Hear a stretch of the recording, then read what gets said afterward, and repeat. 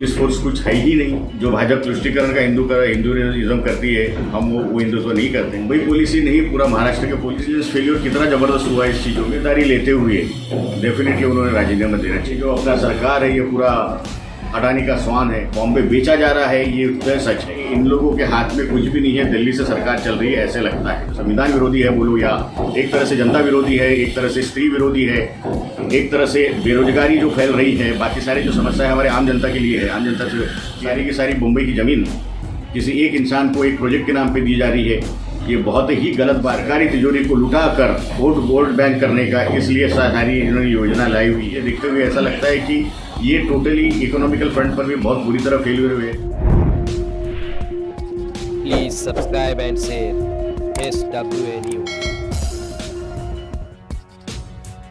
मैं कहूँगा आप अगर देखेंगे इसको तो पिछले जो कुछ भी 1.5-2 साल में हो रहा है उस दृष्टिकोण से देखें आप, तकरीबन लोक प्रतिनिधि की, जिसमें आमदार भी है, जिसमें जिला प्रमुख भी है, जिसमें एक तरह से एक आमदार दूसरे पुलिस स्टेशन में जाके गोली मारता है। ये सारी चीज़ें और बाबा सिद्दीकी साहब का जो कुछ भी देहांत हुआ है गोली लगने मैंने शूटर के हिस्से, इन सब चीज़ों पे से तो ऐसा लगता है जैसे हमारे इसमें राज्य में सुव्यवस्था है नहीं, कुछ पुलिस फोर्स कुछ है ही नहीं। ऐसे लगता है जैसे हमारा पूरा जितना भी मुंबई पुलिस का जो दरारा था पूरा चरमरा गया है और पूरा ध्वस्त हो चुका है। मुंबई पुलिस ही नहीं, पूरा महाराष्ट्र के पुलिस में अगर देखें आप तो बहुत बुरे हाल हो चुके हैं। और मुझे ऐसा लगता है कि पूरी तरह से हमारे गृह मंत्री पूरी तरह से सुव्यवस्था न्याय व्यवस्था या सुव्यवस्था रखना इसमें पूरी तरह असफल हुए हैं और बहुत बुरे हाल हुए हैं। अगर हम देखें तो बाबा सिद्दीकी का जो कुछ भी साहब का जो मर्डर हुआ है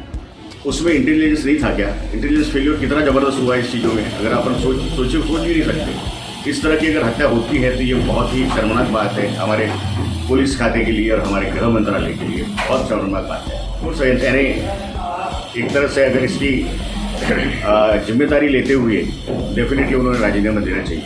बिल्कुल बेशक उसमें कोई शंका ही नहीं है। बाला साहब के विचार जो उद्धव साहब जी ने सबके सामने प्रस्तुत किए, शुरुआत में उन्होंने हिंदुइज्म पे भी बताया, हिंदुइज्म पे भी बोले हम लोग हिंदुइज्म यानी तुष्टिकरण का हिंदुइज्म हम लोग नहीं करते, हमारा हिंदुइज्म सर्व समावेशक है, इस बारे में भी बात की उन्होंने। और बाकी सब चीज़ों के ऊपर में उन्होंने कहा कि ये जो अपना सरकार है ये पूरा अडानी का स्वान है, पूरा लूटा जा रहा है, महाराष्ट्र को किस तरह से लूटा जा रहा है ये सब हम लोग हमारी आंखों के सामने हो रहा है।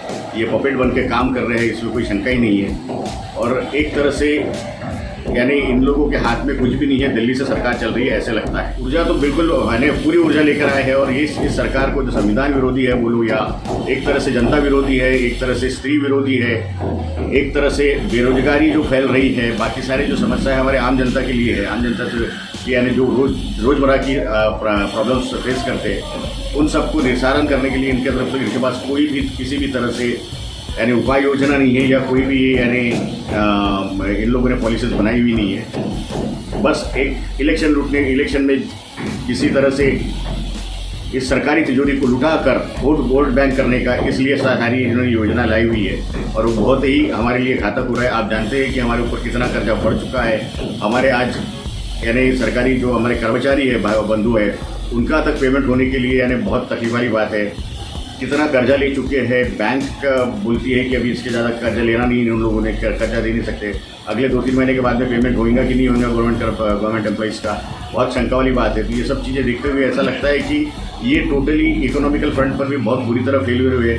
बस एक बड़ी योजनाएं घोषित कर देते हैं जिसमें यानी पता नहीं कहाँ से यानी किस तरह से उसको आगे जाके क्या होगा और कहेंगे कि आगे जाके यानी भूखमरी आ गई तो यानी कैसा होगा इस चीज़ का मुझे बहुत यानी सोचता भी हूँ तो अंदर से हिल जाता हूँ ऐसी हालत। बेशक ये मैं जैसे कह रहा हूँ आपको कि ये सब अडानी के स्वान है या फिर यहाँ पर सरकार जो चलती है वो दिल्ली से चलती है। अपन अभी पिछले 2-3 साल में हम लोगों ने देखे कि यहाँ के जो मेजर प्रोजेक्ट्स थे वो कैसे गुजरात में शिफ्ट करा दिए गए, ज़बरदस्ती शिफ्ट करा दिए गए और सारी की सारी मुंबई की ज़मीन किसी एक इंसान को एक प्रोजेक्ट के नाम पे दी जा रही है।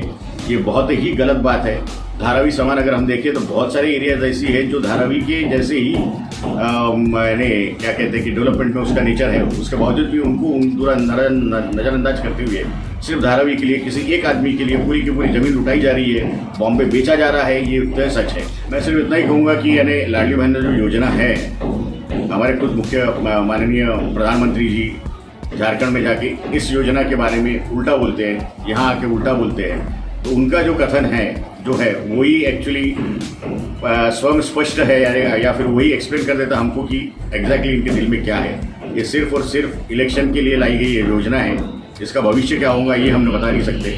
बेशक अगले सरकार एक्चुअली जनता बहुत त्रस्त आ चुकी है इन सब क्या कहते हैं कि ढोंगबाजी से और इस तरह की यानी जो लुटारूपना हो रहा है या फिर जो लूटा जा रहा है महाराष्ट्र को, मुंबई को जिस तरह से लूटा जा रहा है, इकोनॉमिकली लूटा जा रहा है, बेरोजगारी बढ़ाई जा रही है, बेरोजगार का हक यानी कामगारों का हक छीना जा रहा है, बेरोजगारी बढ़ाई जा रही है, जिस तरह से मुंबई को लूटा जा रहा है, महाराष्ट्र को लूटा जा रहा है। महाराष्ट्र की जनता बेशक त्रस्त हो चुके हैं इनके सारे मैंने पॉलिसी से और इनको डेफिनेटली बदलेंगे ऐसा मेरा पूरा विश्वास। आपका कहना एकदम सही है। नीतीश जी रानी जी को बेसिकली उसी के लिए छोड़ा गया है, ये हमारे यानी हमें प्रेस में से और बाकी सब चीज़ों में से हमें स्पष्ट दिखाई देता है। इसमें कोई शंका नहीं है कि वो छोड़े गए हैं, लेकिन कल उद्धव जी ने जिस तरह से उस प्रॉब्लम को एड्रेस करा है, उन्होंने बता दिया है और उन्होंने ऑफकोर्स जिस वक्त उद्धव साहब जिस वक्त चीफ मिनिस्टर थे, महाराष्ट्र के यानी परिवार प्रमुख थे, उस वक्त उन्होंने बता दिया था कि एक्चुअली महाराष्ट्र कैसे चलना चाहिए, हमारा पूरा समाज कैसे चलना चाहिए, हमारा पूरा बेसिकली हमारा क्या हिंदुइज्म है, भाजपा के हिंदुइज्म में और हमारे हिंदुइज्म में। जो भाजपा तुष्टिकरण का हिंदुइज्म करती है, हम वो हिंदुत्व नहीं करते, हमारा हिंदुत्व समावेशक है। ये बात उन्होंने बहुत क्लियर कट बता दी थी, कल भी बताई उन्होंने वही बात, और सबको ये एड्रेस किया है कि इनके बहकावे में नहीं आना। नीतीश जी जो बोलते हैं बोलने दीजिए। और बहुत मैं तो यानी इस महाराष्ट्र की जनता को, हिंदू भाइयों को और मुसलमान भाइयों को, दोनों को बहुत बहुत धन्यवाद देता हूँ कि इस मुद्दे को उन्होंने कभी भी इस चीज़ को आगे लेके नहीं गए या इस तरह से भड़कावा नहीं की जिस तरह से कि यानी इनकी बातों का कुछ असर हुआ है, और इस तरह से उन्होंने रिएक्ट किया है कि इनके बातों का भी कोई असर ही नहीं होता। दरअसल देखा जाए तो सारे जन इन मुद्दों से पक चुके हैं, पूरी तरह पक चुके हैं। कोई नहीं चाहता कि हिंदू मुस्लिम का झगड़ा हो, बिल्कुल भी नहीं। इनका जो था आरएसएस का जो विचार था वो डेफिनेटली अपने संविधान को बदलने का विचार था। उदाहरण के तौर पे ये देता हूँ कि इन्होंने खुद के पार्टी में ही जो लोकशाही पद्धति से चुना जाता था, अध्यक्ष जो चुना जाता था, उस प्रक्रिया को खत्म कर दिया था इन लोगों ने, और इन्होंने एक कमेटी बना ली थी जिसके माध्यम से वो लोग अध्यक्ष चुना जाने वाला था उनके पार्टी का। तो उन्होंने बेसिकली अपनी ही पार्टी में लोकशाही खत्म कर चुके हैं। उनको इस संविधान को खत्म करके लोकशाही इस भारत की खत्म करना था, और वो इस भारत की जनता को होने नहीं देगी, इसका मुझे पूरा विश्वास है। धन्यवाद।